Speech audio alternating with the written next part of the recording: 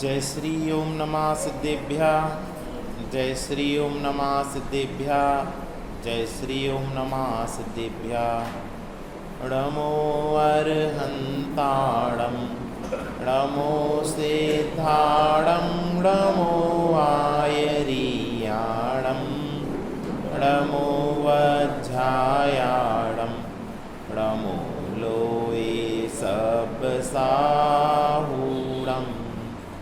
नमः श्रीवर्धमानाय निर्धूतकलिलात्मने चालोकानां त्रिलोकानां यद्विद्यादर्पणायते। बीतरागी सर्वज्ञ देव जयवंत वर्ते। श्री रत्नकर्ण श्रावकाचार्य के माध्यम से पंचलब्धियों की चर्चा करके अपना और सभी के मोह का अभाव करने के लिए अपने प्रकरण की चर्चा कर रहे हैं।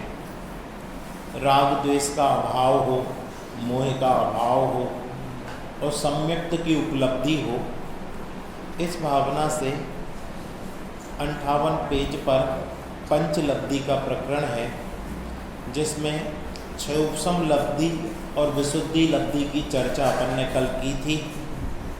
क्षयोपशम लब्धि तो वह होती है जिस काल में ऐसा योग आ मिले जब 8 कर्मों में से ज्ञानावरणादि आदि कर्मों की समस्त अप्रशस्त प्रकृति की अनुभाग शक्ति प्रति समय अनंत गुनी घटती हुई आगे क्रम से उदय में आने लगे, और उस समय जो विशुद्धि परिणाम होते हैं, धर्मानुराग होता है, शुभ भावों की प्राप्ति होती है, वो विशुद्धि लब्धि कहलाती है।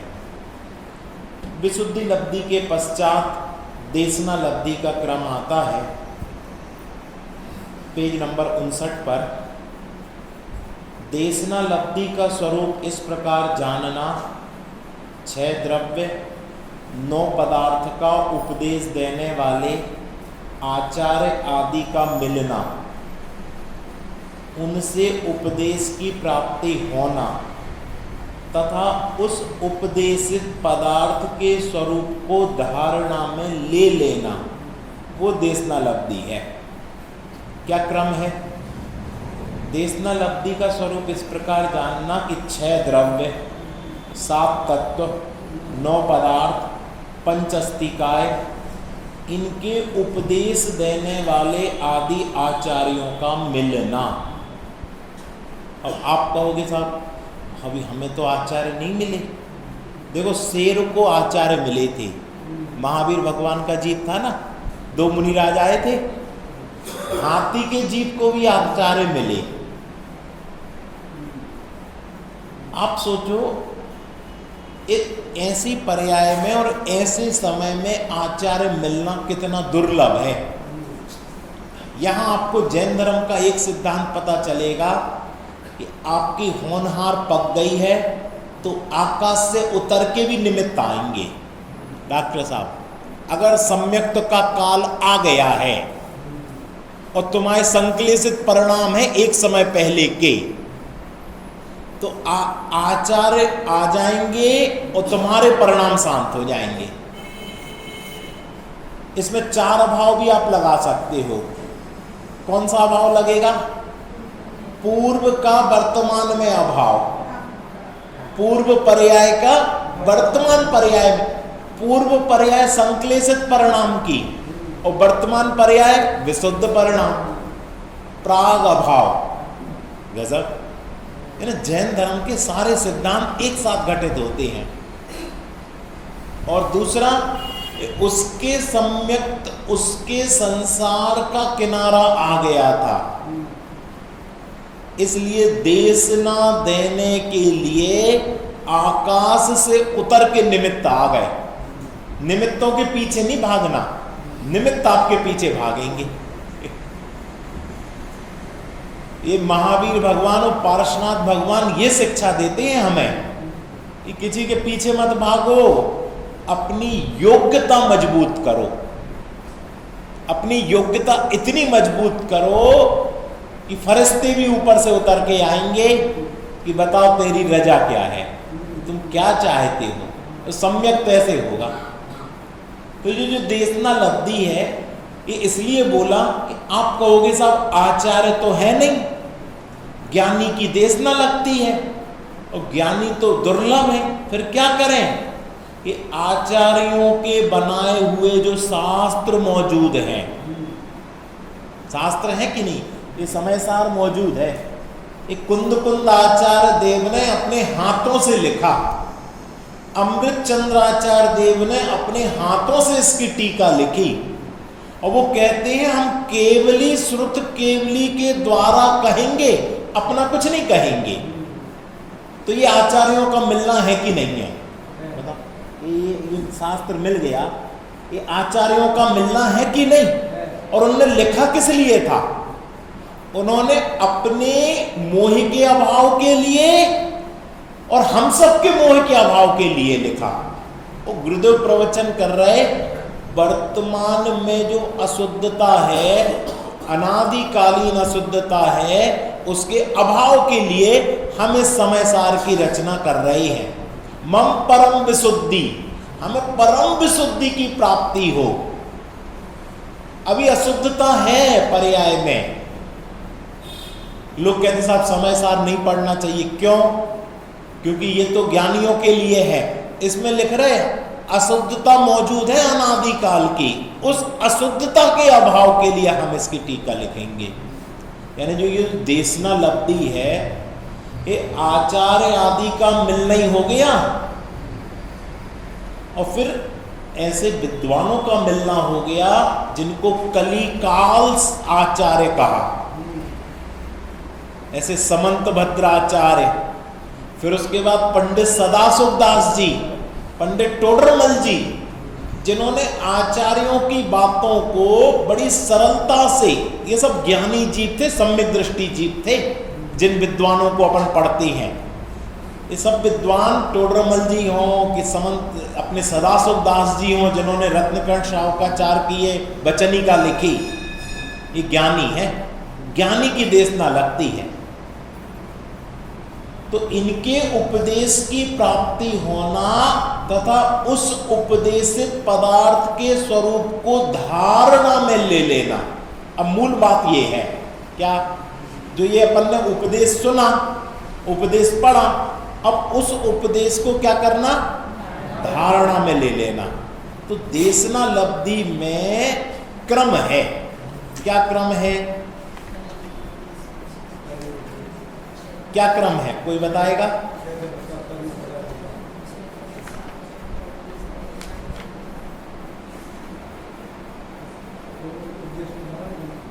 देखो इसमें 86 नंबर पेज है, जिसके पास हो वो देख लो, जिसके पास नहीं हो वो सुन लो। निर्धारण करने के 3 अंग हैं, जो तत्व है ना, तत्व निर्धारण के 3 अंग हैं। पहला क्या है, उद्देश्य, अर्थात नाम सीख लेना। अपन ने 7 तत्वों के नाम सीख लिए, किसको याद नहीं है 7 तत्वों के नाम? डॉक्टर साहब 7 तत्वों के नाम बोलो। जीव, अजीव, आश्रव, बंध, संबर, निर्जरा, मोक्ष। पहले लेवल आप पार कर चुके, आपने नाम सीख लिए, आपने परिभाषाएं सीख ली।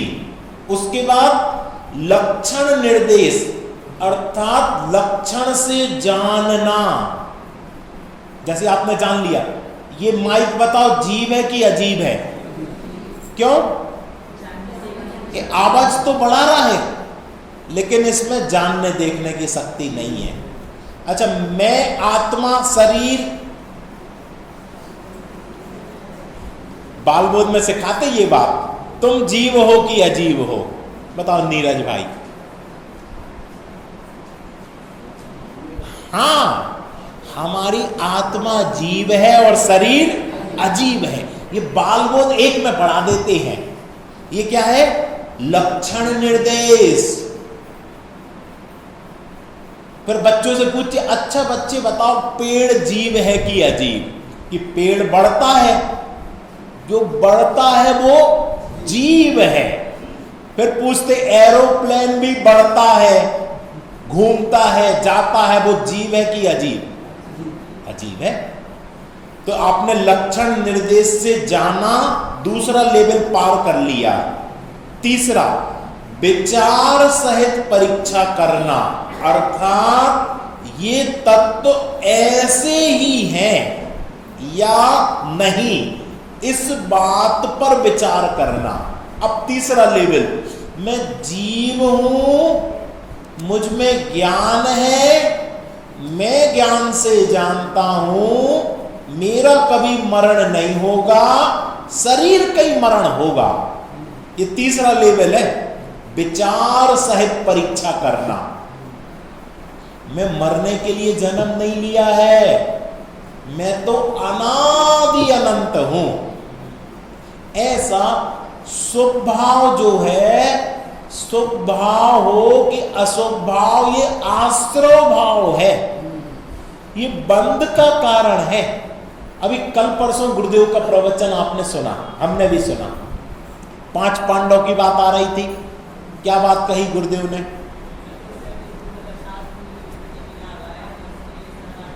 नकुल और सहदेव जी को थोड़ा सा शुभ भाव आया। क्या आया? मुनिराज जल रहे हैं, धर्मानुराग। इस एक शुभ भाव के कारण 2 भाव बढ़ गए। कितने भाव? 2 भाव। और सर्वार सिद्धि की आयु कितनी है? 33 सागर, यानी कितने वर्ष? असंख्यात वर्ष भैया। असंख्यात वर्ष के लिए मोक्ष से छुट्टी हो गई, मोक्ष नहीं मिलेगा। और भाव कितना था? अशुभ भाव नहीं था, मार काट के भाव नहीं थे, एक शुभ भाव था कि मुनिराज। भाई जल रहा है, ये नहीं, भाई जल रहा है, ये कौन सा भाव है? ये तो अशुभ भाव है। भाई जल रहा है, आ जाए तो गुणस्थान गिर जाए। मुनिराज जल रहे हैं, धर्मानुराग, शुभ भाव से 2 भाव और असंख्यात वर्ष के लिए अभी संसार में रहो। अभी मोक्ष लायक पात्रता नहीं हुई। और युधिष्ठिर, भीम और अर्जुन, पूरा शरीर जल रहा है। और वो तीसरे पॉइंट पर हैं। वो क्या विचार है? ये जलने वाला मैं नहीं हूं, मैं कभी जलता नहीं हूं, मुझको अग्नि छूती नहीं है, अग्नि जिसे छू रही है वो मैं नहीं हूं। ये विचार, ये धारणा, ये अनुभव, ये फीलिंग्स, ये मोक्ष मार्ग है। तो देशना लब्धि का मतलब यही नहीं है कि मात्र सुन लेना। अब लोग कहते साहब हमने शास्त्र छपवा दिए, प्रिंटिंग कर दी, प्रूफ रीडिंग कर दी, छपाई कर दी, हम तो देशना देने वाले हैं। वो देशना है क्या? इसमें बहुत अच्छा उदाहरण दिया है इन्होंने। डॉक्टर साहब आपका रोज पाला पड़ता है उनसे। एक व्यक्ति था, इसमें नहीं है, आगे पीछे होगा, वो कहने लगा हम करोड़ों रुपए तो रोज देते हैं और करोड़ों रुपए रोज लेते हैं, उससे नीचे तो काम ही नहीं है। तो भैया आप तो बड़े सुखी हो गए। अरे काय के सुखी? बेटी की शादी होनी है, माता जी बीमार हैं, बच्चे की स्कूल की फीस भरनी है। तो अभी तो आप कह रहे थे कि करोड़ों रुपए देते हैं, करोड़ों रुपए लेते हैं। कहले हाँ, बैंक में हम क्या है? कैशियर है। उसके बदले हमें थोड़ी सी कुछ 1000 रुपए मिलते हैं। ऐसे ही जो व्यक्ति कहे कि हमने शास्त्र छपा दिए, शास्त्र की प्रूफ रीडिंग कर दी, शास्त्र को व्यवस्थित कर दिया और शास्त्र लोगों को बंटवा दिए, फ्री में बंटवा दिए, तो वो देशना लब्धि होगी क्या? वो उस कैशियर जैसी स्थिति होगी कि लाखों शास्त्र बंटवा दो, पढ़ लो, सुन लो, सुना दो, ये देशना लब्धि नहीं है। तो कब? कि जब उसका श्रवण हो, पठन हो, मनन हो, धारण हो, अवधारण हो, 5 हैं इसमें लिखा है। किसी ने पढ़ा हो तो बताओ पेज नंबर, तब जाके वो देशना लब्धि तक बात पहुंचती है। अच्छा देखो 91 पेज पर देख लो, टोडरमल जी ने लिखा देखो तत्व विचार की महिमा, नीचे से दूसरा पैराग्राफ आप सबको याद है। तत्व विचार रहित, क्या तत्व विचार रहित, जो तत्वों का विचार नहीं करता वो देवादि की प्रतीति करे। हम तो साहब रोज मंदिर आते हैं, रोज अभिषेक पूजन करते हैं, 1 घंटे भगवान की खूब भक्ति करते हैं, फिर हमारे पास टाइम नहीं है प्रवचन सुनने का, इसलिए फिर हम चले जाते हैं। तो पहले पॉइंट में आ गया क्या, तत्व विचार रहित देवादि की प्रतीति करे कि बीतरागी देव ही सच्चे देव हैं, बीतराग गुरु ही सच्चे गुरु हैं।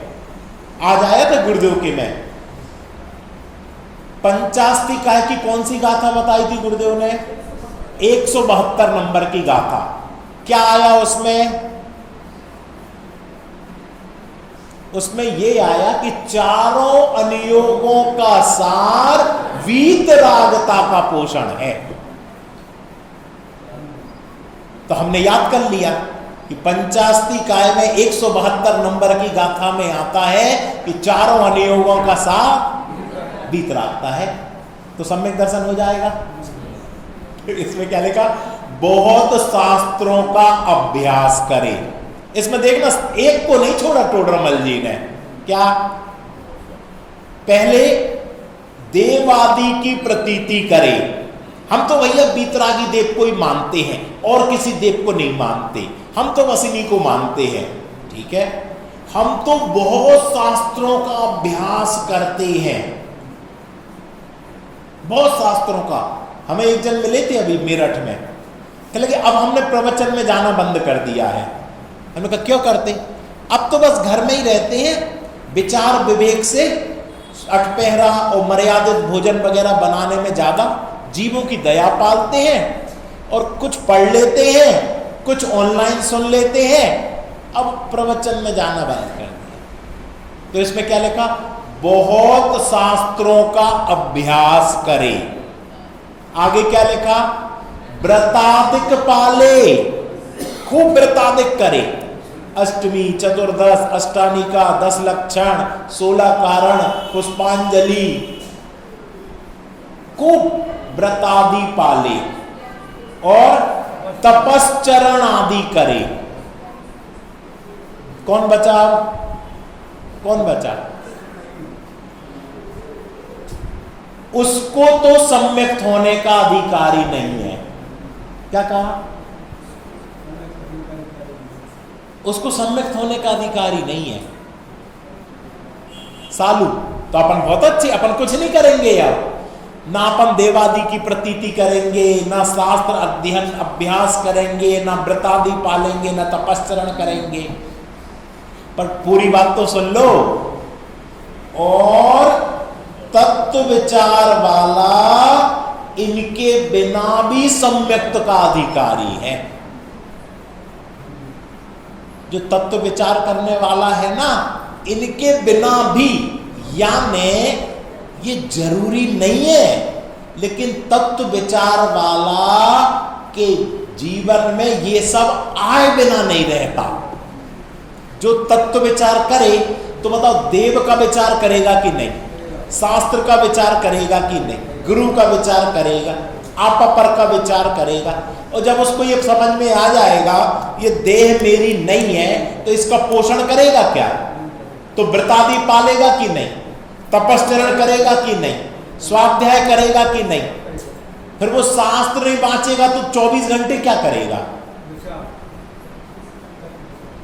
श्रवण, पठन, मनन, चिंतन, धारण, अवधारण, यही करेगा। यानी टोडरमल जी का कहने का मतलब ये नहीं कि ये 4 नहीं करना। टोडरमल जी के कहने का मतलब है कि मात्र ये 4 नहीं करना। दोनों बातों में अंतर है। मात्र ये 4 नहीं करना। टोडरमल जी ने अधिकारों के पहले एक उदाहरण दिया है, एक वैद्य का और रोगी का। सबसे पहले वैद्य रोगी को क्या करता है, रोग का निर्धारण करवाता है कि तुझे ये रोग हुआ। सबसे पहले पर्चा नहीं बनाएगा, पहले उसको विश्वास दिलाएगा। तुझे खांसी आती है, तुझे लगातार खांसी आती, तुझे सूखी खांसी आती, तुझे 1 साल से खांसी आ रही है, खांसी में खून भी आता है, हाँ हाँ हाँ हाँ हाँ। तो डॉक्टर साहब क्या है उसे, तुझे टीबी हो गई है। क्या हो गई? अभी इलाज नहीं बताएगा, अभी पहले तुझे टीबी हो गई है और अगर तू इसका उपचार नहीं करेगा तो साल 6 महीने में तेरा मौत हो जाएगी। तो उसको पक्का कराया कि तुझे ये बीमारी हो गई है। वैसी खांसी तो 2, 4, 10 दिन में ठीक हो जाती, लेकिन 6 महीने से, साल भर से, 6 साल से खांसी आ रही है, सूखी आ रही है, लगातार आ रही है और खून भी आ रहा है, तुझे टीबी हो गई है। लेकिन घबरा मत, इसका उपचार है। जब उसको निर्धारण हो जाए मुझे ये रोग हुआ है, तो फिर क्या करेंगे, फिर उसका उपचार बताएंगे कि इसका उपचार ये है, देखो ये औषधि लोगे तो तुम्हारी ठीक हो जाएगी। इनने ली थी, उनकी ठीक हो गई, सैकड़ों लोग ठीक हो गए। इसका उपचार है, बंद के 6 महीने, क्या 6 महीने बंद के दवाई खानी है, और खा ली तो बस ठीक। निर्धारण कराते हैं और फिर उसके बाद बताएं कौन सी औषधि, तो उसका पर्चा बनाया और उस व्यक्ति ने पर्चा लिया और अलमारी में रख दिया, तो ठीक हो जाएगा। अब हमें पता चल गया क्या, हमें टीबी है और टीबी की बीमारी की ये दवाई है, और हमने मेडिकल स्टोर से दवाइयां लेके और रख दी हैं, अब ठीक हो जाएगा। तो कब ठीक होगा? अपन तो ऐसा नहीं करते। आप आते हो, हम आपको बीमारी बताते हैं, हम नहीं बताते, आचार्य बताते हैं। बताओ हम लोगों को कौन सी बीमारी है? टोडरमल जी ने बताया 2 बीमारी लगी हैं। सही बोला किसी ने, लेकिन धीरे से बोला। जन्म मरण के रोग लगा है। कौन सा रोग है भैया? जन्म मरण का रोग। अभी जो मौसम है इसमें शाम को कितने कीड़े हो जाते हैं, अपन उन कीड़ों को बचाते, अपने ऊपर आ जाए तो जन्म मरण जन्म मरण जन्म मरण, एकदम इतने कीड़े, इतने प्रकार के कीड़े पैदा होंगे। पहले तो काले ही होते थे, अब तो विचित्र प्रकार के, और पहले के कीड़े काटते नहीं थे, इस बार के तो काट रहे हैं। एक कौन सा रोग है? अब वो कीड़ा क्यों बना उससे पूछो। इसने जिनवाणी सुनी तो, पर विचार नहीं किया, चिंतन नहीं किया, इससे मेरा हित हो जाएगा ऐसा जानकर सेवन नहीं किया। सुनने के लिए सुन लेता है, सुनाने के लिए सुना देता है, जैसे किसी और की ही बात चल रही हो, ऐसा करके सुनी, सो जाके कीड़ा बन गए।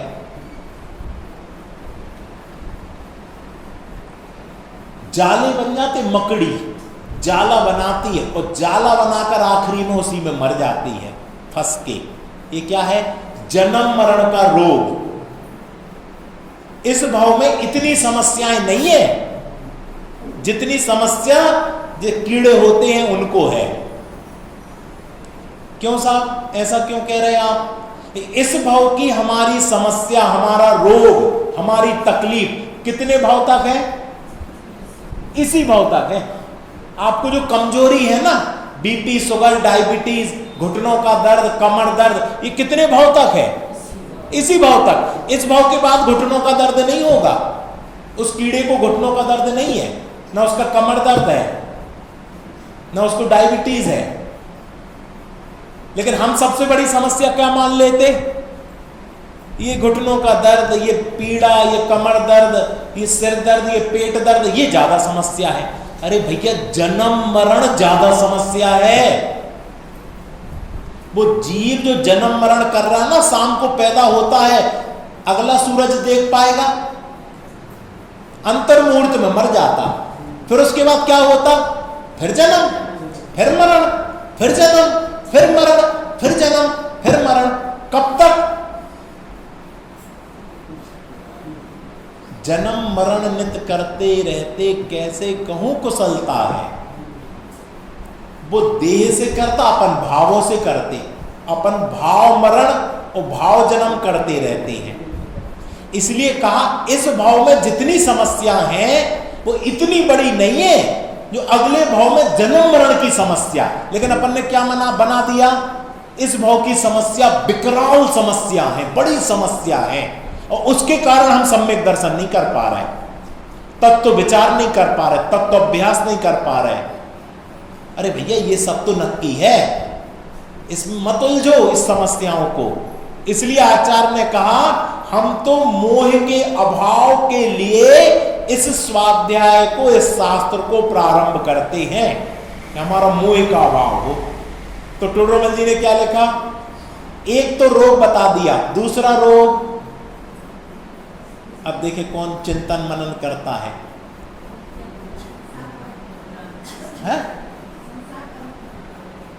कर्म बंध का रोग। क्या? इसको कर्म बंध का रोग लगा है। हर समय जिसको दांत खाज खुजली हो जाए तो वो क्या करता है? हर समय खुजाता रहता है। ऐसे ही हर समय कर्म बंध कर रहा है ये जीव। ये रोग लगा है इसको, कर्म बंधन का रोग। ऐसा एक समय बता दो जब कर्म बंध ना करता हो। अभी कर्म बंध चल रहा कि नहीं? और सोते हुए, जागते हुए, खाते हुए, उठते हुए, बैठते हुए, सब जगह कर्म बंधन। तो दो रोग लगे हैं। खुजली तो लोग कहते हैं साहब दिन में नहीं आती, जब रात में सोने जाते, जब दिमाग फ्री हो जाता तब आती है। खुजली बड़ा रोग नहीं है। कौन सा रोग बड़ा है? कर्म बंधन का रोग बड़ा है। क्यों? ये तो 24 घंटे 365 अनलिमिटेड चल रहा है। और दूसरा जन्म मरण। अगर इन रोगों को आपको रोग लगता है, टोडरमल जी ने कहा ये रोग